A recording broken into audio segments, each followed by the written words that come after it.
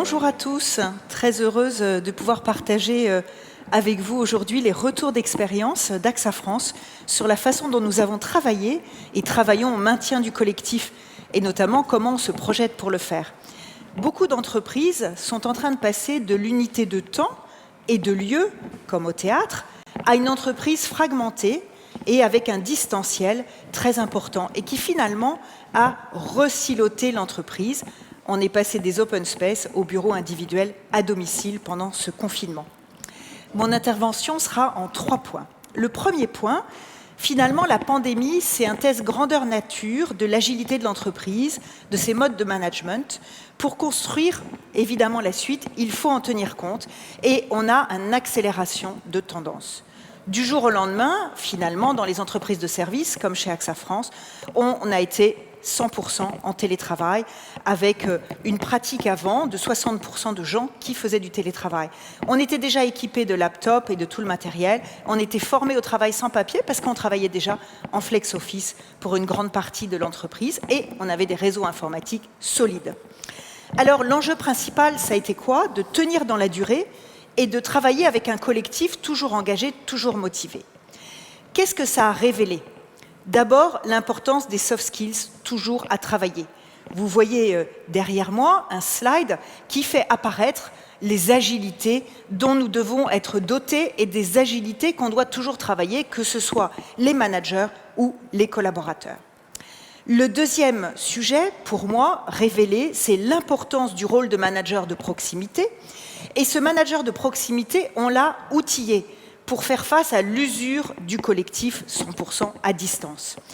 On a d'abord constaté des pertes de repères et donc on a outillé le manager pour engager ses équipes à être en prévention des risques psychosociaux, les décrochages, les suractivités fortes.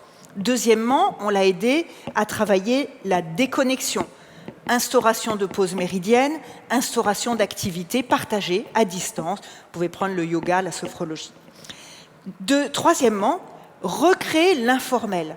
L'informel, c'est quelque chose de très important parce qu'on s'est rendu compte que ce n'était pas que l'informel lié à l'activité, mais aussi l'informel lié au travail ensemble.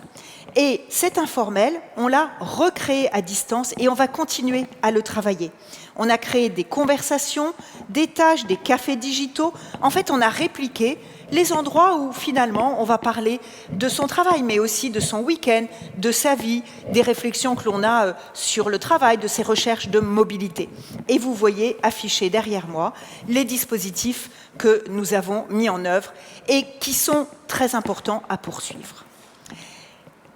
Le deuxième sujet, je voudrais partager avec vous des enjeux à bien appréhender sur le collectif et notamment sur le monde de demain.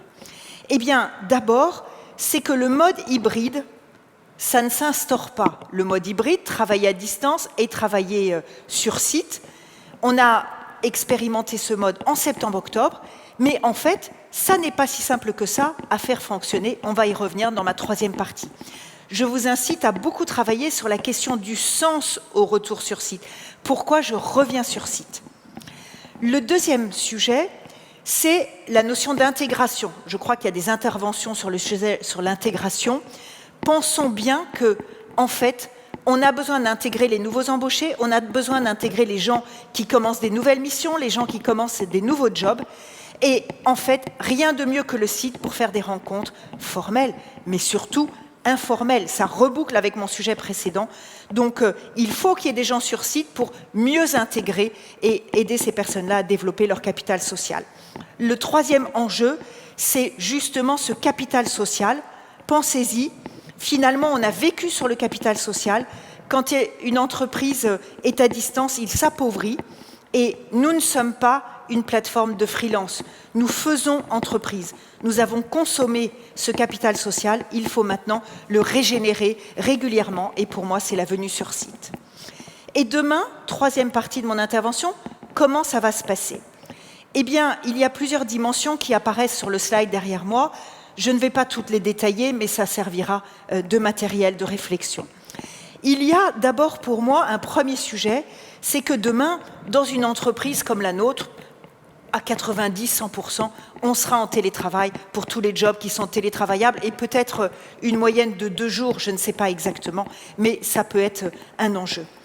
En fait, le site, c'est le premier sujet. Il doit fournir une offre qui donne du sens au site, de vivre notre collectif ensemble, vivre l'événementiel, la reconnaissance, fêter les succès, célébrer, et puis ce temps pour l'informel. Deuxièmement, il faut que les unités managériales, elles puissent se retrouver sur site et puis elles puissent bien fonctionner dans le mode hybride, site et distanciel. C'est ce que j'appelle travailler au-delà des chartes de télétravail, au-delà des accords sociaux, c'est ce que j'appelle la charte d'équipe. Les métiers sont différents, il y a des métiers avec des façons de travailler différentes, des activités très différentes. Pour moi, il y a 3 types de populations et c'est avec ces populations qu'on doit faire des chartes d'équipe au sein de chaque unité managériale. Les populations nomades, en fait, on les connaît déjà. Eux, ce n'est pas un sujet de télétravail, ils sont déjà à distance, ils savent fonctionner avec beaucoup de flexibilité. Les populations à tâches répétitives, là, il y a un besoin de synchronisation. Et vous voyez derrière moi s'afficher ce curseur pour ces différentes populations, avec bien sûr des populations intermédiaires, où vous aurez à la fois de la flexibilité et à la fois de la synchronisation.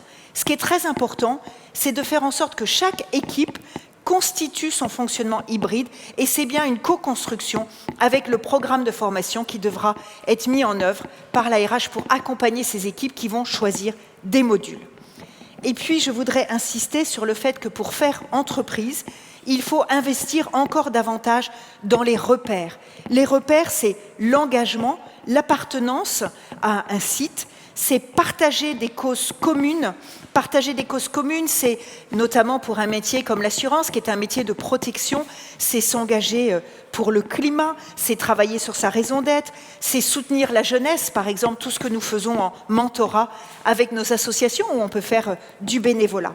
Et puis, quand une entreprise est plus éclatée, elle a besoin de repères sous l'angle de la prévention des risques psychosociaux, l'équilibre de la vie privée et professionnelle, avoir des bons outils de prévention de la santé qui doit aider à faire que notre collectif fonctionne.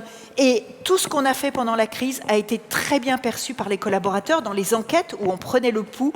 Il faut continuer, c'est pas parce qu'on est moins à distance et qu'on sera dans le mode hybride qu'il ne faut pas donner ces repères, rassurer, accompagner.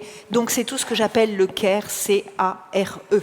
Pensez-y beaucoup, accompagnons nos salariés, nous avons des avantages sociaux, nous devons les aider à vivre ce travail hybride. En conclusion, ce que j'ai envie de dire, et vous voyez un slide de résumé, c'est que nous avons 3 dimensions. La dimension des BRICS, c'est-à-dire la dimension des locaux, la dimension des bytes, que j'ai peu développé, c'est la dimension de l'informatique qui fonctionne, de son équipement et de savoir s'en servir, et surtout la dimension qu'on peut appeler behavior, c'est-à-dire cette culture de l'entreprise hybride que nous devons développer. Un dernier mot. L'enjeu majeur pour moi, c'est la culture et managériale et de toute l'entreprise. Ce sont les chartes de fonctionnement du travail hybride. C'est ce capital social fait de femmes et d'hommes. L'entreprise, c'est ça. Ce capital social, il se construit, il se développe, mais il se régénère régulièrement en se retrouvant pour des moments d'entreprise, mais aussi pour de l'informel. Voilà, faisons vivre ce capital social au travers de nouvelles chartes de fonctionnement, équipe à équipe, et puis de toute l'entreprise, avec cette raison d'être que chacun doit trouver et ce sens au retour ce site que chacun doit monter et fabriquer. Voilà, ce slide en anglais vous résume ces différentes dimensions et c'est un peu le check-up de ce qu'il faut faire pour avoir un bon collectif qui fonctionne ensemble sur le terrain. Merci beaucoup de votre attention et bon travail hybride.